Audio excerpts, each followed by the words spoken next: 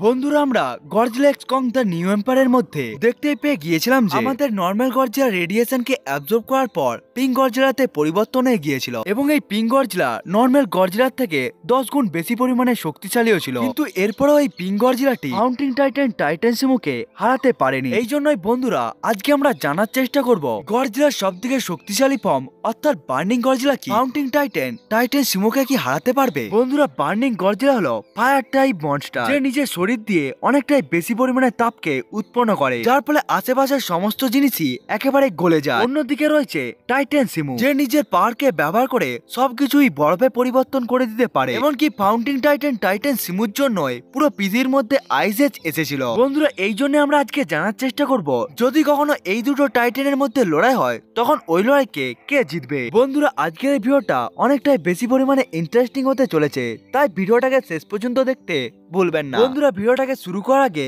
আমি আপনাদেরকে বলে দিই যে আপনারা যদি এই চ্যানেলে নতুন এসে থাকেন তাহলে চ্যানেলটাকে সাবস্ক্রাইব করবেন এবং ভিডিওটা ভালো লাগলে লাইক করতেও ভুলবেন না। সবথেকে প্রথমে আসা যাক ফাউন্টিং টাইটান টাইটানসিমোর কাছে। টাইটানসিমো হলো একটি ফিমেল টাইটান এবং এই টাইটানটি পুরো পৃথিবীর মধ্যে থাকা সবথেকে পুরনো টাইটানদের মধ্যেও একজন। এমনকি এটাও মনে করা হয় এই টাইটানসিমোর জন্য এখনের সময় এতগুলো মনস্টার তৈরি হয়েছে। এই জন্য টাইটানসিমোকে সমস্ত মনস্টারের মাও বলা যেতে পারে। টাইটানসিমোকে দেখতে অনেকটাই কচ্ছপ এবং গডজিলার মিশ্রণ একটি মনস্টার মনে করা হয়, কিন্তু টাইটানসিমো অন্যান্য মনস্টারের থেকে আলাদা 4টি পা এমনকি 2টি পায়ের সাহায্যেও চলতে পারে এবং টাইটানসিমোর পুরো বডি সাদা রঙের হয়ে থাকে, কিন্তু টাইটানসিমোর পিঠের মধ্যে আমরা নীল রঙের স্পাইককেও দেখতে পাই। এমনকি টাইটানসিমোর লেজের মধ্যে ত্রিশূলের মতো একটি হর্নও রয়েছে। আসলে সিমু হলো একটি এনসেন্ট মনস্টার। টাইটানসিমোর যদি সাইজের কথা বলা হয় তাহলে মনস্টারভার্সের ইউনিভার্সের মধ্যে এখনো পর্যন্ত দেখানো সমস্ত মনস্টারের মধ্যে টাইটানসিমোই হলো সবথেকে বড় মনস্টার, যেখানে তার উচ্চতা হলো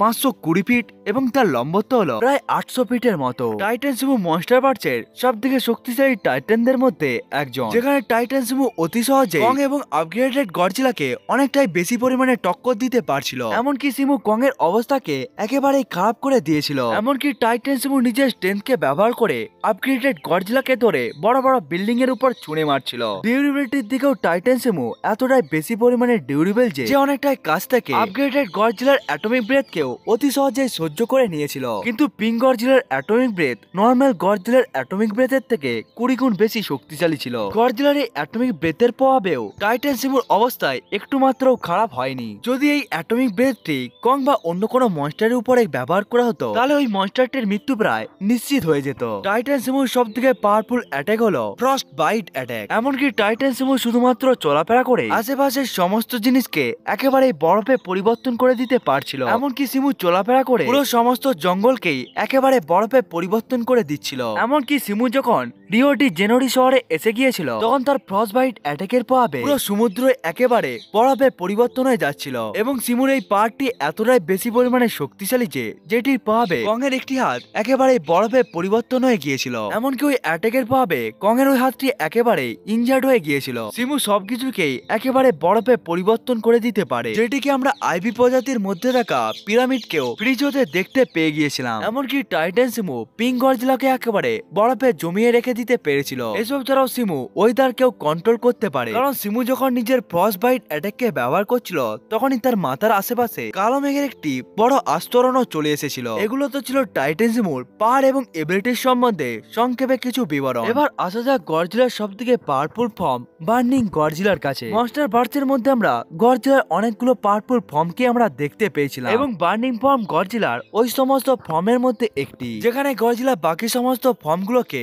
রেডিয়েশন এবং নিউক্লিয়ার রেডিয়েশনকে অ্যাবজর্ব করার জন্য সে পেয়েছিল। কিন্তু আমরা সবাই জানি যে যখন মর্তা নিজের লাইফকে একেবারে স্যাক্রিফাইস করে গডজিলাকে দিয়ে দেয় তখন আমাদের নর্মাল গডজিলা একেবারে পরিবর্তন হয়ে যায় বার্নিং গডজিলাতে। কিং গিদোর হাতে অনেকটাই বেশি পরিমাণে মার খাওয়ার পর যখন গডজিলা মারা যাওয়ার অবস্থাতে এসে গিয়েছিল তখন মর্তা গডজিলার কাছে এসে যায় তাকে সাহায্য করার জন্য এবং তখনই সে নিজের লাইফকে একেবারে স্যাক্রিফাইস করে দেয় এবং এরপরে সে গডজিলাকে একেবারে নিউক্লিয়ার গডজিলাতেও পরিবর্তন করে দেয়। এই ফর্মে এসে গিয়ে গডজিলা শুধুমাত্র নিজের 3টি নিউক্লিয়ার পালসের অ্যাটাকের দ্বারাই সে কিং গিদোরাকে একেবারে গলিয়ে রেখে দিতে পেরেছিল এবং এটি সেই কিং গিদোরা ছিল যাকে শক্তিশালী অক্সিজেন ডেস্ট্রয়ার দিয়ে অ্যাটাক করার পরেও তার কোনো ধরনের প্রভাব পড়েনি। এমনকি কিং গিদোরা এই মনস্টারটি নিজের শরীরকে খুব তাড়াতাড়ি রিজেনারেট করে নিতে পারত। এমনকি আর্মির পুরো মেম্বাররা এবং সমস্ত মনস্টার মিলেও কিং গিদোরাকে আটকাতে পারছিল না, কিন্তু বার্নিং গডজিলা শুধুমাত্র 3টি অ্যাটাকের প্রভাবে কিং গিদোরা একেবারেই মারা যায়। এবার এই দুটো টাইটানের পাওয়ার এবং এবিলিটিকে জেনে নেওয়ার পর এবার এই দুটো মনস্টারের ব্যাটেল কম্পারিজনের কাছে আসা যায়। আমাদের মনে রাখা উচিত বার্নিং গডজিলার ফর্ম গডজিলার একটি খুব কম সময়ের জন্য থাকা একটি শক্তিশালী ফর্ম। গডজিলা এই ফর্মকে ব্যবহার করার পর আবার সে আগের অবস্থাতেই চলে এসেছিল, কিন্তু সিমু যেই সমস্ত পাওয়ার গুলোকে শো করেছিল সেগুলো হলো তার নর্মাল ফর্ম, কারণ সিমুই ছিল সেই মনস্টার যার জন্য পুরো পৃথিবীর মধ্যে আইস এজ এসে গিয়েছিল। টাইটান সিমুর ওই অ্যাটাকটি শুধু একটি সিটি বা কান্ট্রিকে নয়, বরং সে পুরো পৃথিবীকেই একেবারে বরফে পরিবর্তন করে দিতে পারছিল। এমনকি এটাও কনফার্ম করা হয়েছে যে টাইটান সিমুর আইস ব্রেথের জন্য এনসেন্ট টাইমের মধ্যে কিং গিদোরা বরফে জমে গিয়েছিল, এবং এটি সেই কিং গিদোরা ছিল যে নর্মাল গডজিলাকে অনেকবারই হারিয়ে দিয়েছিল। এবার জানা যাক টাইটান সিমু কি বার্নিং গডজিলার থার্মোনিউক্লিয়ার পালসকে সহ্য করতে পারবে। আমরা সবাই দেখতে পেয়েছিলাম থার্মোনিউক্লিয়ার পালস অ্যাটাকটি আশেপাশের সমস্ত জিনিসকে একেবারে গলিয়ে দেয় নিজের তাপমাত্রার দ্বারা, যেমন ভাবে সে কিং গিদোরা এবং বাকি সমস্ত বিল্ডিং কে গলিয়ে দিয়েছিল। কিন্তু এখানে গডজিলার বিপরীতে রয়েছে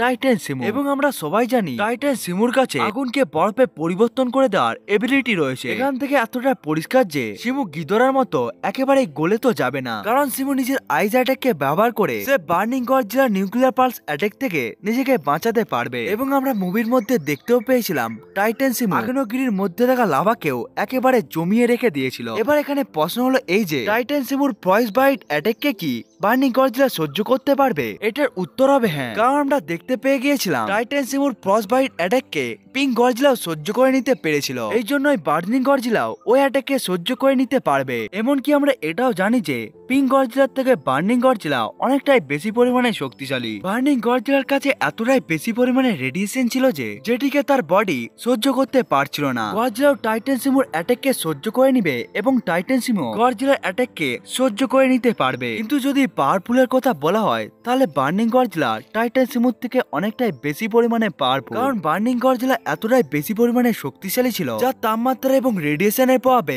আশেপাশের সমস্ত জিনিসই একেবারে গলে যাচ্ছিল। এই জন্য এই লড়াইয়ের দুটো সম্ভাবনা রয়েছে। যদি এই লড়াইটা কম সময়ের মধ্যে চলতে থাকে তখন বার্নিং গডজিলা নিজের সমস্ত শক্তিকে ব্যবহার করে টাইটান সিমুকে সে মেরে দিতে পারবে, কিন্তু এই লড়াইটাই যদি অনেকক্ষণ ধরে চলতে থাকে তাহলে এই লড়াইকে টাইটান সিমু জিতে যাবে। এর কারণ হলো বার্নিং গডজিলা যখন কিং গিদোরার সাথে লড়াই করেছিল তখন বার্নিং গডজিলা শুধুমাত্র নিজের 3টি নিউক্লিয়ার পালসকে ব্যবহার করে নিজের নর্মাল ফর্মে চলে এসেছিল, কিন্তু টাইটান সিমু এতটাই বেশি পরিমাণে শক্তিশালী ছিল যে পুরো ফ্রস্ট বাইট অ্যাটাককে ব্যবহার করে পুরো পৃথিবীর মধ্যে আইস এজ নিয়ে এসেছিল। এই জন্যই বন্ধুরা আমার মতে এই লড়াইকে জেতার সম্ভাবনা দুটো রয়েছে। যদি এই লড়াইটা কম সময় ধরে চলতে থাকে তখন বার্নিং গডজিলা ওই লড়াইকে জিতে যাবে, কিন্তু এই লড়াইটাই যদি অনেকক্ষণ ধরে চলতে থাকে তখন বার্নিং গডজিলা নিজের সমস্ত শক্তিকেই একেবারে হারিয়ে ফেলে নর্মাল গডজিলাতে সে পরিবর্তন হয়ে যাবে, যার ফলে টাইটান সিমু নিজের পাওয়ারকে ব্যবহার করে সে এই নর্মাল গডজিলাকে অতি সহজেই হারিয়ে দিতে পারবে। বন্ধুরা এটা তো ছিল